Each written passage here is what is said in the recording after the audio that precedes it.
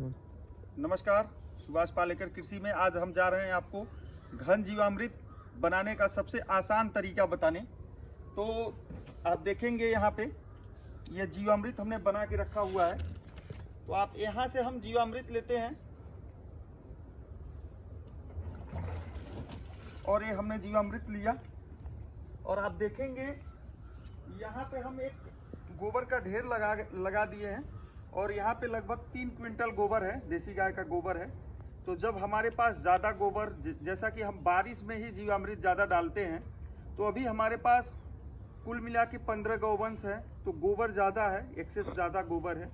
तो इसलिए हम क्या करते हैं, घन जीवामृत ज़्यादा बनाते हैं। वैसे हमारा फ्लड इरीगेशन है, फ्लड इरीगेशन में उतना घन जीवामृत की ज़रूरत नहीं होती है। तो आप देखेंगे यहाँ पे हमने ये 3 क्विंटल गाय के गोबर का यहाँ ढेर लगाया हुआ है और ये 1 फीट का हमने 1 फीट हाइट का ढेर लगाया हुआ है। और यहाँ एक लट्ठी की सहायता से आप देखेंगे यहाँ पे हम ऐसे एक होल बना देते हैं, 1-1 फीट पे ऐसे होल बना दिए हैं पूरा।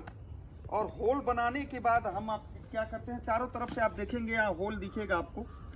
ये जीवामृत ला के इस होल में हम क्या करते हैं, ऐसे डाल देते हैं, ऐसे डालते रहते हैं, ऐसे सारे होल में हम डाल देते हैं। आप देखेंगे बहुत आसान तरीका है ये सारे होल में हम ऐसे जीवामृत डाल देते हैं। और ये डालने के बाद हम आगे का प्रोसेस आपको बताएंगे कि कैसे क्या करते हैं। आप देखेंगे ये मैंने यहाँ पे सारे होल बना रखे थे और इस होल में हमने एक घन जीवामृत डाल दिया।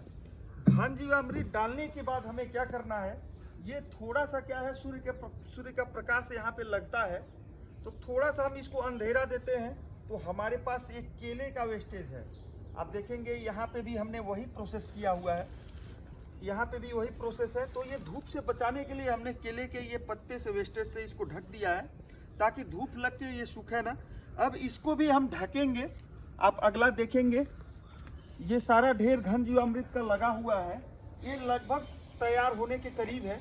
और ये हमारा यहाँ भी लगभग 3 क्विंटल गोबर के करीब लगा हुआ है, यहाँ भी हमने डाल दिया है घन जीवामृत। और आज ये देखिए ये कैसे हम ढक रहे हैं और ऐसे हम ढक देंगे जिससे यहाँ पे धूप न जाए। और इसको हम क्या करते हैं, यहाँ धूप भी आता है तो फिल्टर होके धूप आता है। और इसको हम क्या करेंगे, ठीक 10 दिन के बाद फिर इसको वेस्टेज को बाहर करेंगे, जिससे ढके हैं बाहर करते हैं। और फिर इसको फावड़े की सहायता से ऊपर नीचे इस गोबर को एक बार पलटी मारते हैं फावड़े की सहायता से।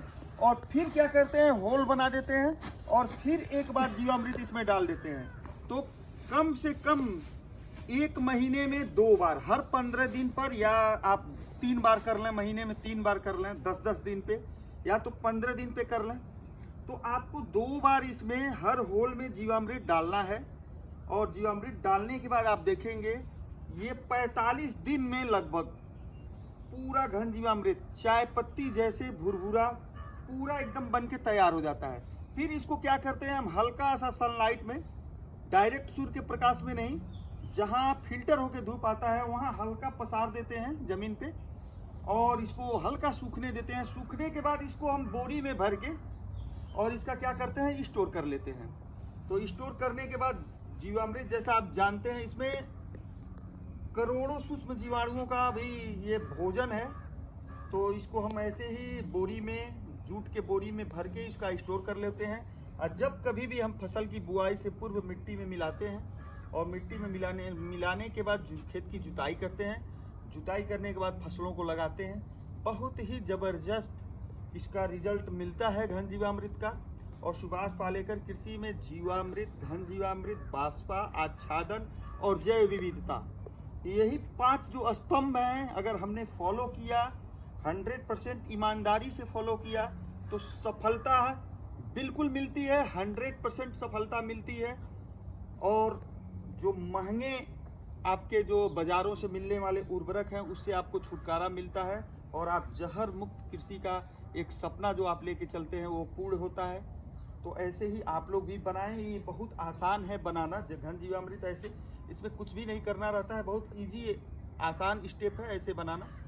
तो आप लोग भी ऐसे ही घन जीवामृत बनाएं और आप लोग भी इसका लाभ लें। जय सुभाष पालेकर, जय गौ मातरम।